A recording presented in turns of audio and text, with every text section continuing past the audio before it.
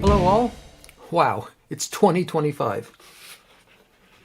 Seems kind of surreal that we're now a quarter of a century into the new millennium. But here we are. I personally vividly remember the Y2K hysteria of 2.5 decades ago. Unless you think it was mere hype, that's not the case. It was a very real and potential crippling event that could have been seriously dangerous for most of the world. The reason the year 2000 came in with great fanfare and 1999 went out without any world-ending crash was because we in the computer industry did our job. We recognized the situation and put out heroic efforts to fix the problem. In a similar vein, based on the stunning advances that we've seen in artificial intelligence recently, I'm personally hopeful that this may be the year where we finally see an end to many of the defects, bugs, and vulnerability issues that plague our industry. Yes, human behavior will always play a factor in breaches and threat actor activity, but if we can eliminate the software defects that are being continually found and exploited, cyber criminals and terrorists will have a significantly more difficult time. Of course, that presupposes that we update, upgrade, and replace vulnerable, out-of-date, and obsolete end-of-life items in a timely fashion. But until that day comes, we do still have lots to report on, so let's get to it. In headline news, net neutrality has been ping-ponging back and forth for a few decades now, ever since the Clinton administration. The Sixth Circuit Court of Appeals recently ruled that the FCC has no legal right to regulate Internet traffic since it's not a utility. Proponents of net neutrality are vowing that the fight isn't over and are setting their sights on congressional legislation, where this should have been from the start, not with an unelected federal agency. LDAP nightmare has suddenly rocketed to a substantial concern for most organizations that have Windows servers. In December, Microsoft patched a zero-click defect in LDAP, or the Windows Lightweight Directory Access Protocol. And this nasty bug can crash domain controllers and enable remote code execution. Proof of concept code is already out there in the wild, meaning that evil people now have all they need to exploit this vulnerability. So patch quickly. Coming in February, Microsoft Teams devices will have a mandatory update that they need to apply. Specifically, Android-based devices, things such as room controllers and conference devices, must receive a mandatory Session Flows firmware update.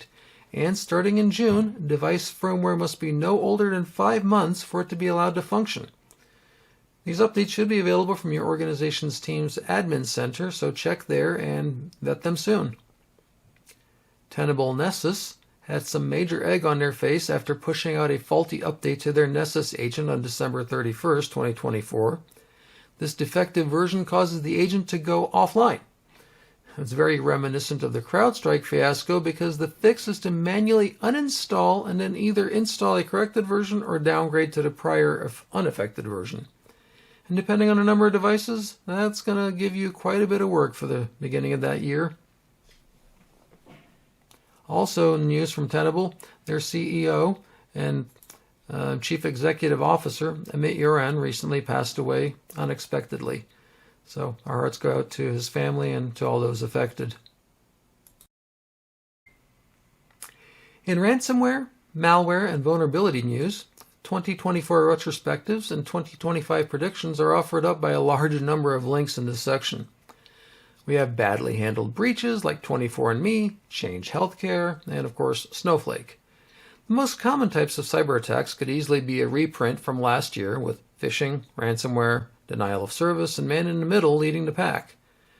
And recommendations for 2025 are urging vigilance in network edge, cloud environments, and social engineering.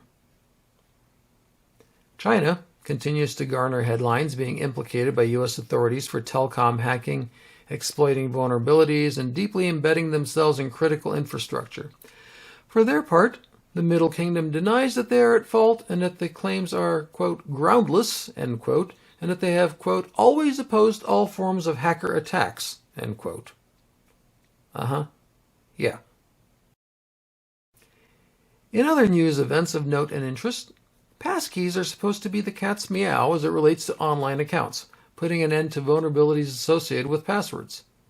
Several articles have recently appeared that have cast some doubt about the new darling of the security industry.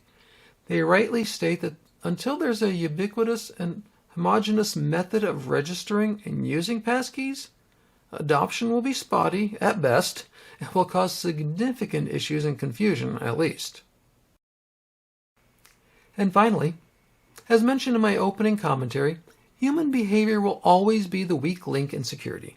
You can implement all of the foolproof schemes that you can conceive to keep your folks safe, but as the joke goes, the world will then invent a better fool. That's not to imply that we shouldn't keep trying, but instead it's a reminder that not only are we the wranglers of technology, but we must also be educators and counselors, because ultimately we are the final layer of security. Keep the shields up, and may your 2025 be awesome.